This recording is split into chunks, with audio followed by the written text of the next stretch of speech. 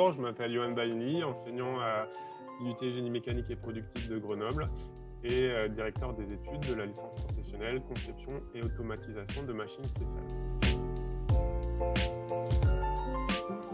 Les objectifs de la formation, c'est de former des étudiants sur tout ce qui est conception et automatisation de ce qu'on appelle les machines spéciales. Les machines spéciales, c'est des machines que tout le monde a vues au moins une fois dans certaines publicités à la télé ou autres, qui sont des machines faites en unité ou en très petite série en général, qui permettent d'assembler des pièces, qui permettent de fabriquer certaines parties de pièces ou de contrôler des pièces de façon très rapide et automatique sur des chaînes de production. Ça, c'est le cas type. Après, il y a aussi des machines spéciales unitaires sur des choses qui ne sont pas des chaînes de production. Il y a deux cœurs principaux de métier. Il y a la partie mécanique de la machine et il y a la partie automatisation de ces machines.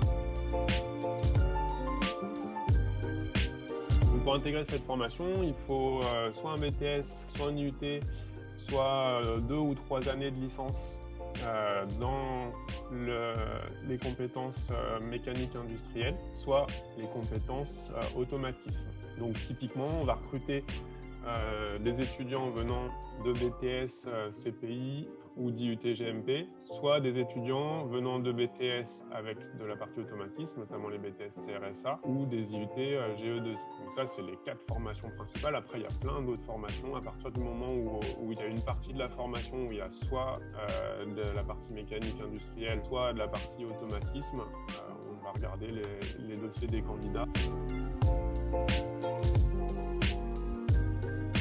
On a 3 groupes de matières principaux, qu'on appelle les unités d'enseignement. Un premier groupe de matières sur tout ce qui est conception mécanique et dimensionnement. Donc ça, c'est connaître les différentes solutions mécaniques de réalisation des pièces et des liaisons et des machines qu'on va étudier. Deuxième groupe de matières, c'est tout ce qui est automatisme. Dans la partie automatisme, on va avoir de l'automatisme sur différents automates qu'on essaye de mettre à jour régulièrement de façon à avoir les automates les plus courants et actuellement utilisés dans les entreprises. Dans cette partie automatisme, il y a aussi une partie réseau. Dans la notion de réseau, c'est faire communiquer et faire travailler et organiser le travail de différentes machines entre elles. Et troisième groupe de modules, c'est les matières qu'on appelle entre guillemets transversales, même si transversales ça pourrait paraître péjoratif, mais c'est matières indispensables pour mener à bien toute étude niveau Bac+3, c'est-à-dire de la communication en français, en anglais, de la gestion de projet. Donc l'effectif de la promo, suivant les années, c'est un groupe de 14 étudiants ou 2 groupes de 14 étudiants maxi. Quand c'est 2 groupes de 14 étudiants, il y a une petite partie de la formation qui se fait à 28. Alors quand je dis 28, c'est vraiment quand on dédouble les groupes, on est plutôt sur une vingtaine d'étudiants. Donc il y a quelques cours à 20 étudiants et la plupart du temps, on est sur des groupes de maximum 14, ce qui permet d'alterner très simplement une petite partie théorique et dans la même séance, on fait une demi-heure, 3/4 d'heure de théorie, dans la même séance, on enchaîne directement sur de la pratique. Un petit peu de partie théorique éventuellement regroupée avec d'autres groupes, mais beaucoup de parties travaux pratiques. Donc c'est une formation qui est uniquement en alternance. Les contrats possibles pour cette formation, c'est les 2 types de contrats classiques, contrat pro et contrat d'apprentissage. En termes de rythme, on a un rythme de 2 ou 3 semaines de formation alternée avec des séquences de 2, 3, 4 ou 5 semaines en entreprise. Il y a 15 ou 16 semaines de formation sur l'année qui correspondent à un peu plus de 450 heures de formation et tout le reste en entreprise.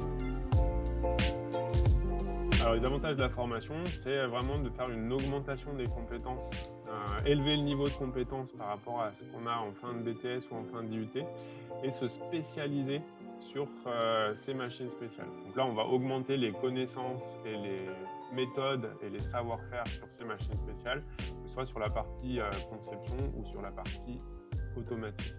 On va devenir de plus en plus autonome et de plus en plus force de proposition dans l'équipe de travail dans laquelle on va se trouver en entreprise. Voire même, de temps en temps, il y a des étudiants qui créent leur propre entreprise à la sortie de cette licence. Alors, ce qui va changer sur les licences pro, on ne sait pas tout encore exactement. Ce qu'on sait, c'est que c'est des cœurs de métier dans nos licences pro, dans le département génie mécanique et productique. C'est des cœurs de métier pour lesquels il y a une demande industrielle, il y a un besoin. Nous, on est attentifs à suivre cette demande et son évolution pour pas garder une formation qui aurait 30 ans alors que l'industrie n'en a plus du tout besoin. Donc, qu'il y ait la réforme du BUT ou non, de toute façon, régulièrement, on est en relation et en contact avec les industriels pour faire évoluer, si besoin, nos formations. En termes de contenu, il y aura peut-être des petites évolutions, mais pour moi pas forcément fondamentales. Par contre, en termes d'organisation, on a plusieurs possibilités associées à cette réforme. On va continuer à former sur ces métiers-là. Il y a deux types de solutions qui sont envisagées. Un type de solution, c'est que c'est au sein du BUT génie mécanique et productique, il y aura une spécialisation ou une spécialisation ou un parcours orienté un peu plus automatisation et conception de machines spéciales. Ou deuxième possibilité, une licence professionnelle indépendante du BUT, mais organisée quand même par nous et en parallèle. Il y aura un BUT, ça c'est sûr, un BUT génie mécanique et productique. Dans ce BUT génie mécanique et productique, il y a déjà un gros tronc commun qui de toute façon peut amener vers ce genre de métier. Dans ce BUT génie mécanique et productique, sur la deuxième et la troisième année, il y a quelques cours de spécialisation dans des parcours, dont des parcours qui vont être liés à nos cœurs de métier de licence.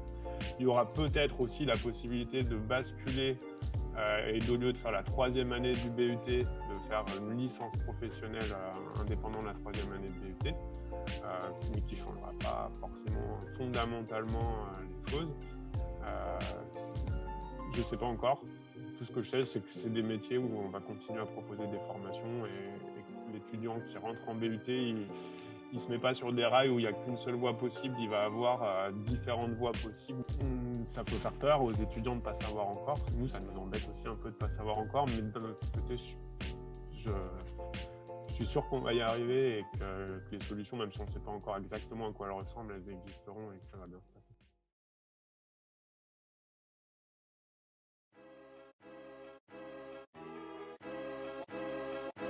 Sure.